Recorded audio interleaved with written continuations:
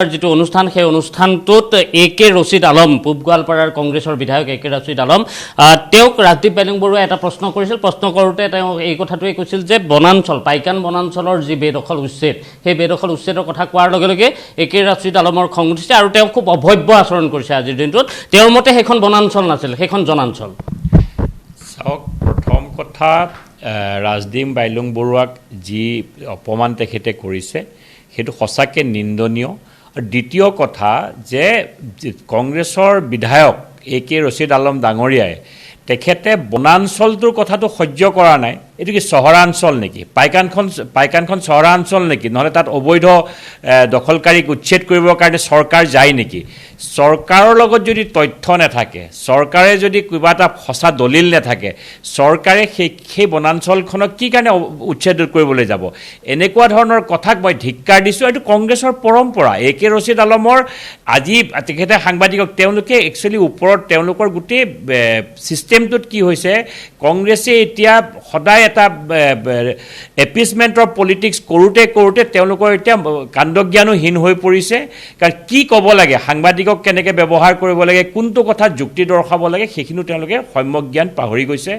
মই এটা কথা আপোনালোকক এ কে ৰছিদ আলম ডাঙৰীয়াকো কৈছোঁ আৰু কংগ্ৰেছ পাৰ্টিকো কৈছোঁ যে আপোনালোকে যিমানেই সাংবাদিকক দুৰ্ব্যৱহাৰ নকৰক, যিমান গাৰ জোৰে পুলিচক আক্ৰমণ নকৰক, যিমানেই আপোনালোকে এই চব আশ্ৰয় ল'ব, সিমানেই আপোনালোকৰ পাৰ্টিৰ যি স্থিতি আপোনালোকে অসমৰ জনমানুহৰ পৰা আপোনালোকে সেৱা প্ৰতিপন্ন হ'ব।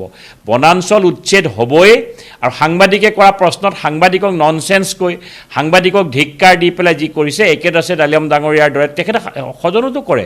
মই আপোনাক এটা ইনষ্টেঞ্চ কৈ আছোঁ। এ কে ৰছিদ আলম ডাঙৰীয়া, এ কে ৰছিদ আলম ডাঙৰীয়াই যেতিয়া আমাৰ বিধানসভাত যেতিয়া কথা ৰাখে, বিধানসভাত মুখ্যমন্ত্ৰীয়ে যদি কোনোবা ধৰণৰ কথা কয়, এ কে ৰছিদ আলম ডাঙৰীয়াই কোনো নহয়, তেখেত একচুৱেলি MLA হ'ব নালাগিছিল, তেখেত হ'ব লাগিছিলে এজন সন্ত্ৰাসবাদী বা এই যে আন্দোলন কৰে, যিজন আমাৰ কমিউনিষ্ট পাৰ্টি যে আন্দোলনকাৰী যে হ'ব লাগে, তেনেকুৱা ধৰণৰ আন্দোলন কৰে। তেওঁ একচুৱেলি বিধায়ক হোৱাৰ মৰ্যাদাও নাই, তেওঁ বিধায়ক হোৱাৰ যিখিনি সন্মান সেই সন্মানখিনি বটাব পৰা মানুহ নাই।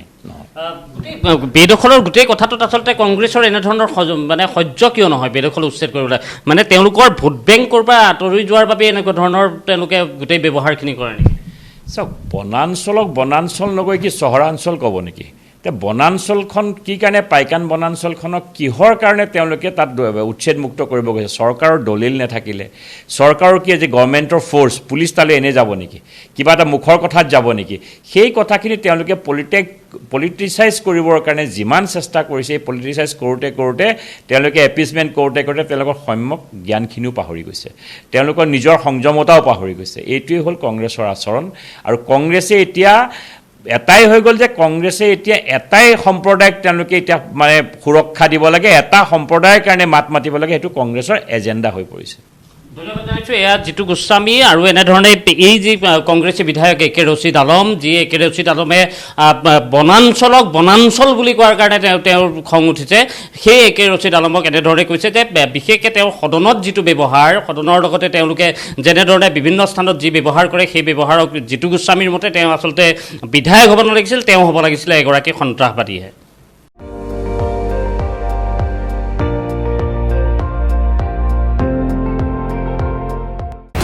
আপুনি চাই আছে ND24, সৰ্বশ্ৰেষ্ঠ নহয় সৰ্বোত্তমৰ দৌৰ।